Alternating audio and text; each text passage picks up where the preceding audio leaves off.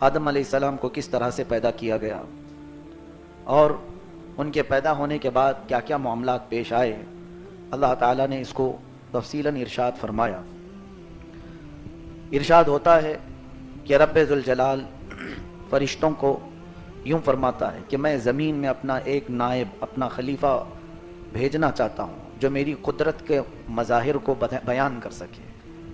تو فرشتوں نے پہلے یہ کہا کہ اے مولا، ہم تو تیری تسبیح اچھی بیان کرتے ہیں، تیری عبادت میں ہم تو بہت لگے ہوئے ہیں، پھر انسان کو جو جا کر کے خون ریزی کرے گا، فساد کرے گا زمین پر، ایسے کو تو کیوں اپنا خلیفہ بناتا ہے؟ اللہ عز و جل نے فرشتوں کو یوں فرمایا کہ جو میں جانتا ہوں وہ تم نہیں جانتے۔ پھر تخلیق شروع کی بات ہے، یہ آدم علیہ السلام کی پیدائش کے سلسلے میں جبرائیل امین علیہ الصلوۃ والتسلیم کو زمین پر بھیجا گیا، جگہ جگہ کی مٹی اٹھا لائیں، اس لیے کہ انسان کو مٹی سے بنانا تھا۔ اس وقت یہ روایات میں ہے کہ جبرائیل امین علیہ الصلوۃ والتسلیم زمین سے مٹی اٹھانے کے لیے آئے، زمین کی پیدائش ہو چکی، آسمان بن چکا، یہاں پیڑ پودے لہلہاتے ہوئے موجود ہیں، سمندروں کی موجیں ہیں، پہاڑ جبل شامخ کھڑے ہیں، لیکن انسان نہیں تھا پوری کائنات میں۔ زمین سے جب وہ مٹی اٹھانے لگے تو زمین نے رونا دھونا شروع کیا کہ جبرائیل کس لیے لے جایا جا رہا ہے؟ کہا انسان بنانے کے لیے۔ کہا انسان بنے گا، پھر وہ آئے گا میرے اوپر، قتل و غارت کرے گا، خون ریزیاں کرے گا، گناہ سے مجھے سرخ کر دے گا، لہٰذا مجھ سے مٹی کو نہ اٹھاؤ۔ زمین پر رحم کھا کر حضرت جبرائیل علیہ السلام واپس چلے آئے، عرض کرنے لگے مولا زمین بہت رو رہی ہے کہ اس کے حصے سے مٹی اٹھا کر انسان نہ بنایا جائے۔ پھر اللہ عز و جل نے میکائیل علیہ السلام کو بھیجا، ان کے ساتھ بھی یہی معاملہ ہوا۔ اسرافیل علیہ السلام آئے، زمین نے ویسے ہی رونا دھونا شروع کیا۔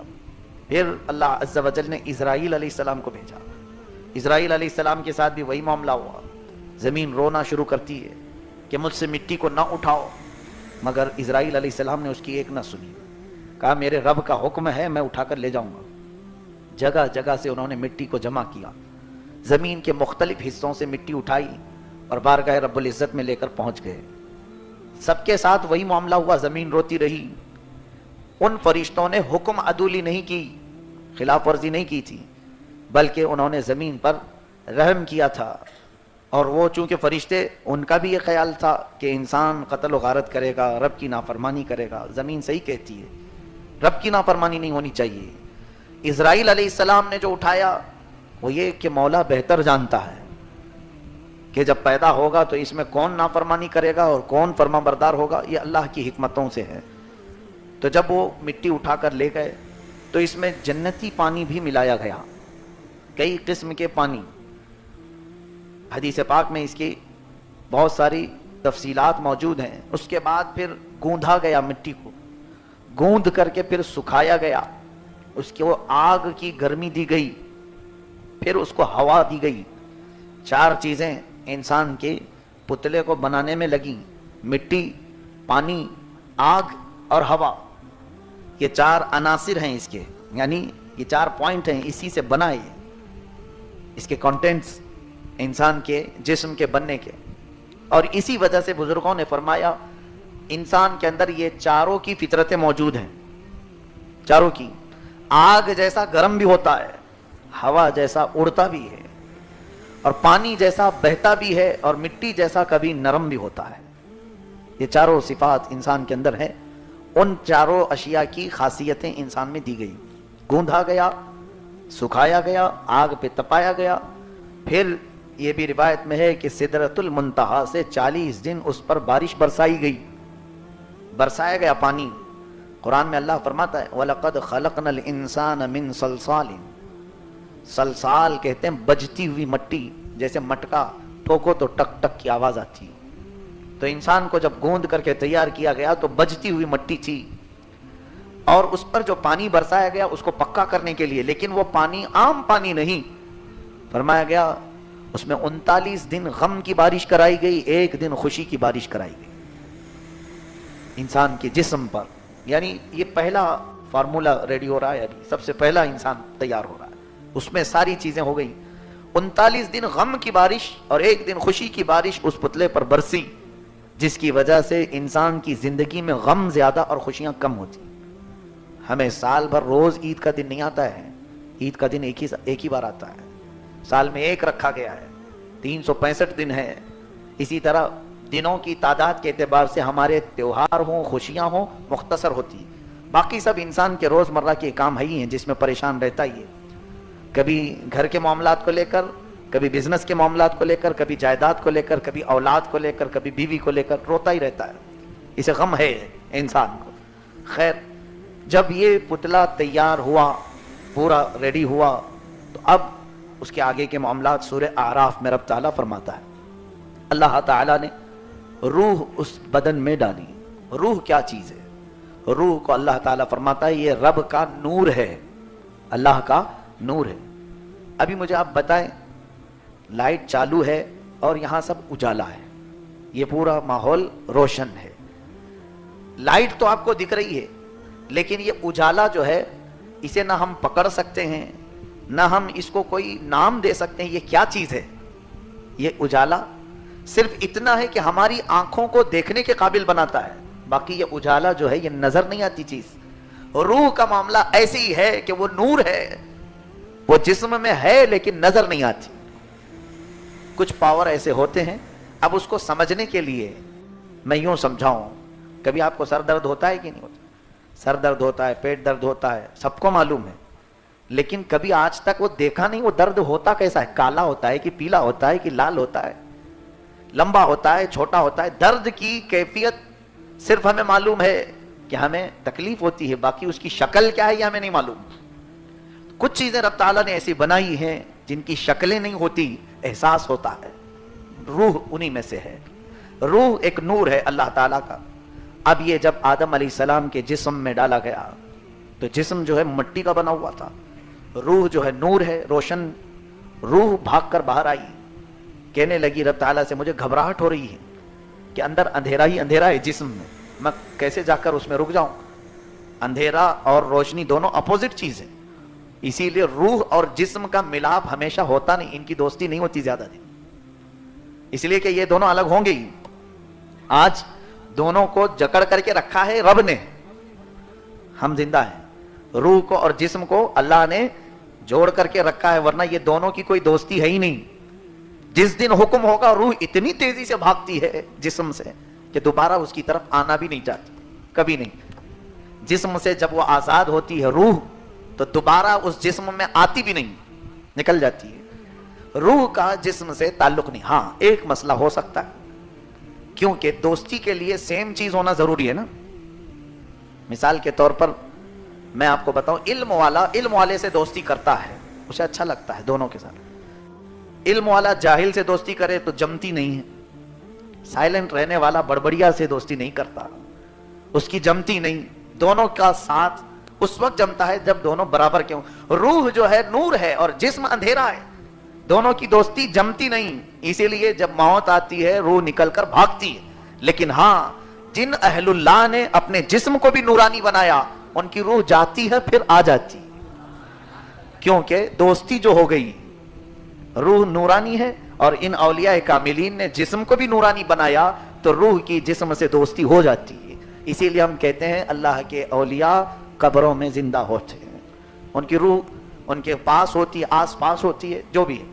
تو آدم علیہ السلام کے جسم سے جب یہ بھاگ آئی تو اللہ عز و جل نے اس روح کو اس میں بٹھانے کے لیے نور محمدی صلی اللہ علیہ وسلم کو آدم علیہ السلام کی پیشانی میں رکھا. یہ پہلا ٹرانسفر ہے نور محمدی کا. میرے آقا صلی اللہ علیہ وسلم کا نور اللہ نے آدم علیہ السلام کی پیشانی میں رکھا. اب وہ نور کی جگمگاہٹ ایسی تھی کہ جب سورج اور چاند نہ ہو کر کے بھی کائنات روشن ہوتی تھی. نور محمدی. تب پھر روح کو ڈالا گیا تو روح جا کر قرار پا گئی، رک گئی، کیونکہ اب جو روشنی آ گئی نور محمدی کی.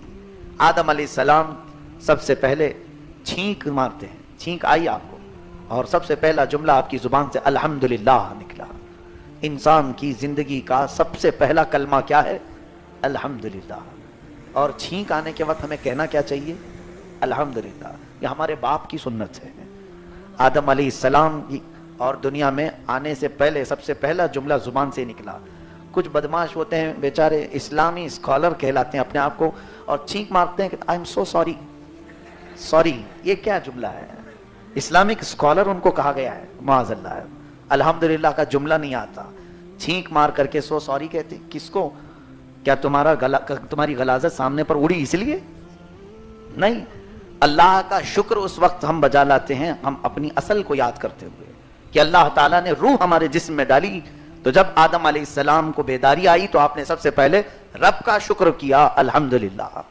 फिर अल्लाह ताला ने आदम अलैहिस्सलाम को खड़ा फरमाया और तमाम कायनात का उन्हें मुशाहिदा करवाया गया। वह अल्लमा आदम अल अस्माअ कुल्लहा, तमाम चीज़ों के नाम उन्हें सिखाए, सब चीज़ों के नाम अल्लाह ने उन्हें सिखाए। ये पहले पारे में भी मौजूद है, उठाकर तफसीर देख लेना। एक बहुत अहम बात मैं बता रहा हूँ, तफसीर में बताया गया क्या क्या सिखाया गया था आदम अलैहिस्सलाम को। तो वो अभी वाक़या आगे आ रहा है। फरिश्तों को बुलाया रब ताला ने, पैदा होने के बाद सारे फरिश्ते देखते घूम रहे थे इधर से उधर, एक नया मखलूक, और ऐसी मखलूक उन्होंने देखा नहीं था। देखने का ये सिलसिला कई साल तक चलता रहा। फरिश्ते आदम अलैहिस्सलाम की जियारत करते जा रहे थे।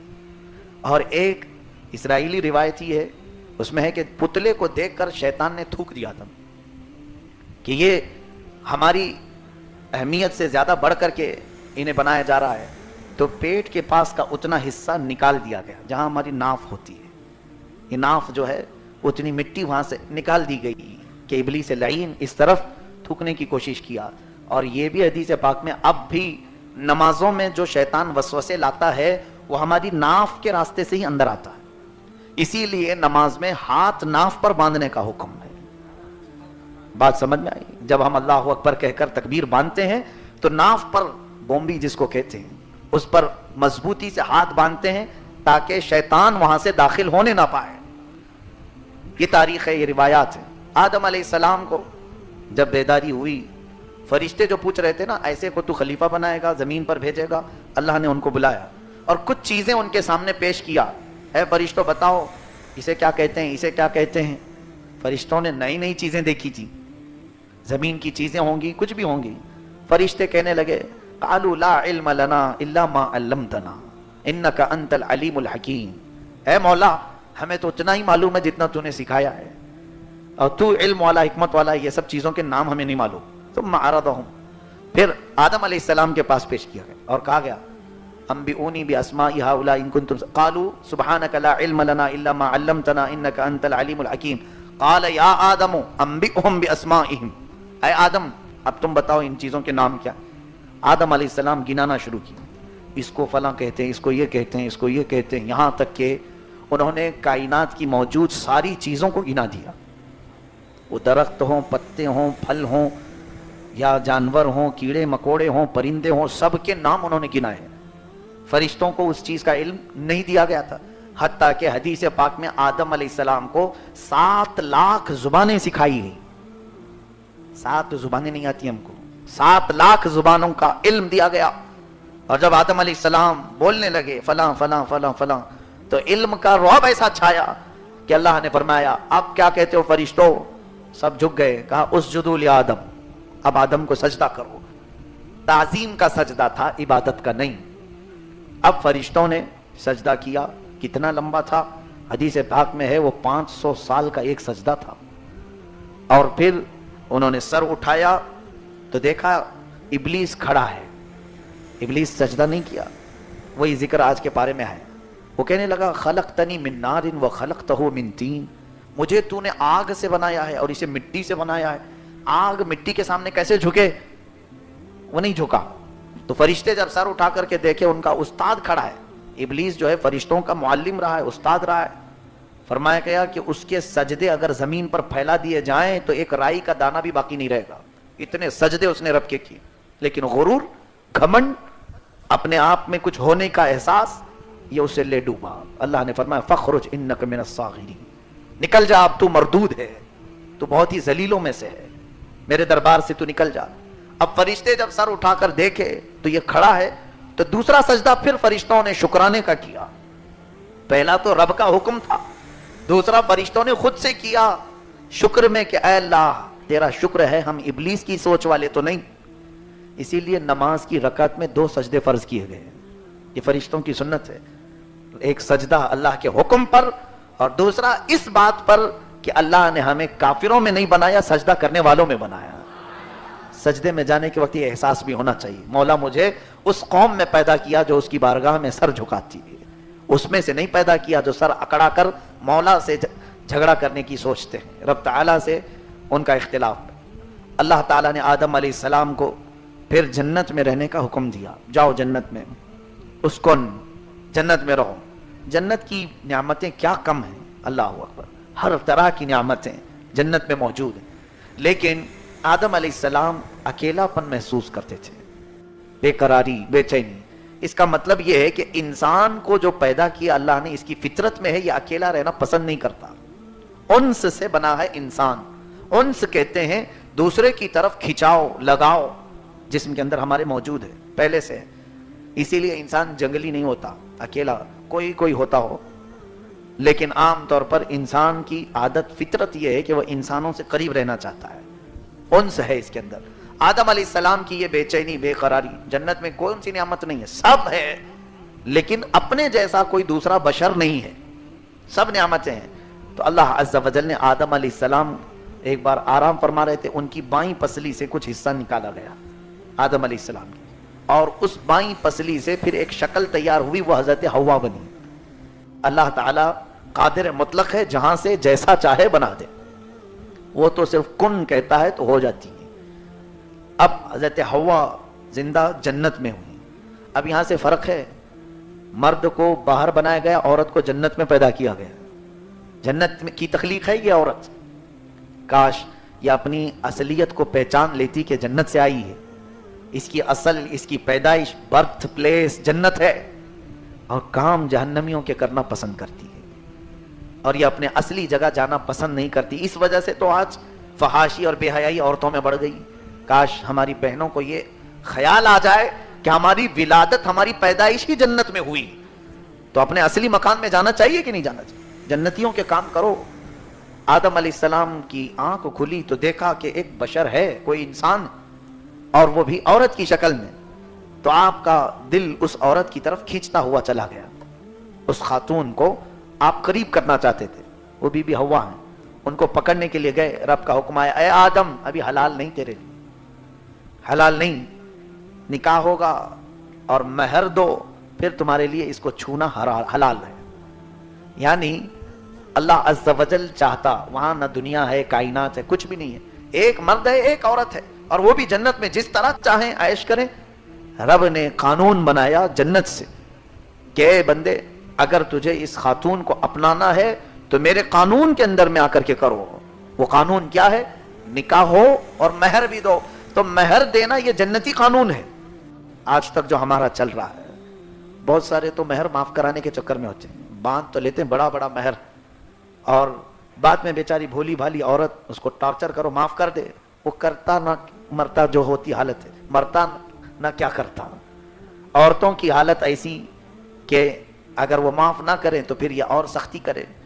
فرمایا ائمہ فقہ نے کہ جس نے مہر نہ دینے کی نیت سے شادی کی یا مہر نہیں دیا تو اس نے زندگی بھر اس کے ساتھ زنا کیا، وہ نکاح ہے ہی نہیں.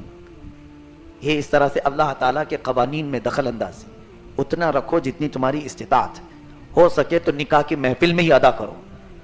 اب آدم علیہ السلام کس چیز کے مالک تھے؟ جنت میں آپ کو حکم ہوا کہ مہر دو حوا کا. حضرت آدم علیہ السلام نے پوچھا، مولا اس کو میں کیا مہر میں دوں، کیا دوں؟ اللہ تعالیٰ نے فرمایا، یہ حضرت شیخ عبدالحق محدث دہلوی رحمۃ اللہ علیہ کتاب اپنی مدارج النبوہ اور تفسیر ساوی حاشیہ جلالین، ان تمام جگہ پر یہ حدیثیں موجود ہیں.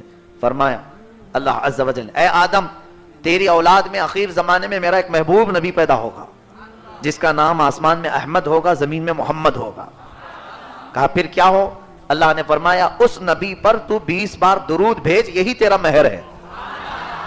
درود اس وقت حکم ہوا 20 مرتبہ، یہ موجود ہے احادیث کریمہ میں، 20 مرتبہ، اور ایک حدیث میں ہے 13 مرتبہ. بہرحال جتنا بھی ہے، لیکن بی بی حوا کا مہر جو ٹھہرا وہ میرے مصطفیٰ کا درود ہے.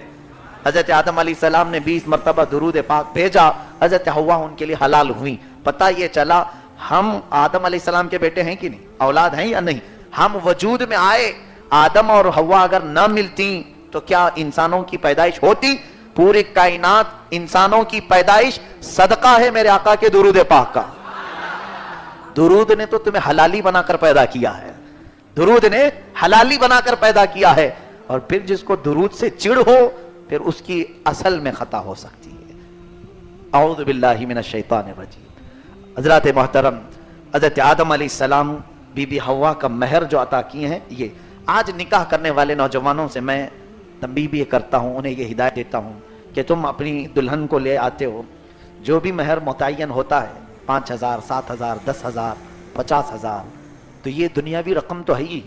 یہ نکاح کی محفل میں دلہن کو دے دینا, یہ مہر تو واجب ہے شرعی, لیکن رات اپنے گھر جانے سے پہلے تم بھی 20 بار درود پڑھ لینا, تاکہ شرعی اعتبار سے جو مال کا مہر تم پر واجب ہوا یہ مہر بھی ادا ہو جائے, اور ہمارے باپ آدم علیہ السلام کی سنت والا مہر بھی ادا ہو جائے. اور وہ مہر جب ادا ہوگا تو انشاءاللہ دنیا بھی جنتی زندگی میں بدل جائے گی. انشاءاللہ دنیا میں رہ کر کے بھی جنتی زندگی بی بی حوا اور آدم کی زندگی انشاءاللہ رب چاہے تو عطا فرمائے گا. یہ ہوئی آپ کی زندگی شروعات. اب وہاں سے جو آگے کے معاملات ہیں, کل کی تفسیر میں بھی میں نے بتایا تھا, اللہ نے فرمایا تھا اسکن انت وزوجک الجنہ فکلا من حیث شئتما, یہاں تم اور تمہاری بیوی رہو, جو چاہو من میں آئے سب کھاؤ. ولا تقربا هذه الشجرہ, ایک درخت کے قریب مت جانا, یہاں مت جانا. ابلیس لعین جو مردود ہو گیا تھا وہ آیا, کہتا ہے فوسوس لهما الشیطان لیبدی لهما ما وري من سوآتهما وقال ما نهاكما ربكما عن هذه الشجرہ, اے آدم و حوا تمہیں معلوم ہے تمہارے رب نے کیوں منع کیا ہے؟ الا ان تکونا ملکین او تکونا من الخالدین, اس لیے کہ تم کھاؤ گے تو یا تو فرشتے بن جاؤ گے یا تو ہمیشہ جنت میں رہنے والے ہو جاؤ گے, اس لیے منع کیا ہے. فرشتے تو بہت اعلیٰ تھے رب تعالیٰ کی عبادت میں, اور جنت کی ہمیشہ کی زندگی کسے پسند نہیں؟ وسوسہ ڈالا. قرآن میں ہے وسوسہ ڈالا ان دونوں کو بھی کہ تم ہمیشہ اس میں رہو گے اگر وہ درخت کا پھل کھاؤ گے. تو اس وسوسے میں آ کر ان دونوں حضرات نے پھل کھا لیا, اور اللہ کا عتاب ایسے کہ فوراً ان کے کپڑے اتار لیے گئے. جنت میں کچھ اور بھی مخلوق تھی, جیسے حدیث میں ہے سانپ, مور, یہ جنتی جانوروں میں تھے, اور سانپ کے پیر تھے, اور سانپ بڑا خوبصورت تھا, سارے اسے دیکھا کرتے تھے. مور کے بھی بڑے حسین و جمیل پیر تھے, خوبصورتی میں تو اس کی مثال نہیں تھی. تو فرمایا گیا کہ یہ دونوں جانوروں نے شیطان کی بات آدم و حوا تک پہنچانے میں مدد کی, اس کا پیغام لا کر ان کو پہنچاتے تھے, ادھر کی بات ادھر پہنچایا کرتے تھے. شاید ہو سکتا ہے شیطان اندر نہیں آتا, گیٹ پر کھڑا رہتا ہوگا, وہاں سے بول کر بھیجتا ہوگا, جیسے بھی معاملات. پھر جب آپ دونوں کے کپڑے اتارے گئے تو جنتی جو دو درخت تھے, ایک انجیر کا اور ایک امرود کا, جام جس کو کہتے ہیں, پیرو کہیں یا جو بھی, امرود, یہ دونوں درختوں نے اپنے پتے دیے کہ جسم چھپا لو. تو اب ہوا یہ, اللہ تعالیٰ نے فرمایا تم جنت سے اتر جاؤ. آدم علیہ السلام, حضرت حوا کو, ان کو بھی اتارا گیا. اس سانپ کو, مور کو سزا کے طور پر اتارا گیا. سانپ کے پیر ختم کر دیے گئے, مور کے پیر بدصورت بنائے گئے. آج بھی مور ناچتا ہے اور اپنے پیر دیکھ کر کے رونے لگتا ہے. اور اس کے علاوہ یہ دونوں درختوں کو اتارا گیا, اتر جاؤ. اور اللہ فرماتا ہے وَلَكُمْ فِي الْأَرْضِ عَدُوٌّ, تم آپس میں عدوٌ, ایک دوسرے کے تم دشمن رہو گے. کسی کی ایک دوسرے سے جمتی نہیں, سانپ کی مور سے نہیں جمتی, انسان کی سانپ سے نہیں جمتی. دونوں درخت تو آپس میں ایک جگہ اگتے نہیں. پھر شیطان مردود کا اوپر جانا بھی بند کرایا گیا, آسمانوں تک بھی وہ نہیں پہنچے گا. اور اللہ تعالیٰ نے فرمایا اب تمہیں ایک مدت تک زمین پر رہنا ہے. یہ ہے ہمارے تخلیق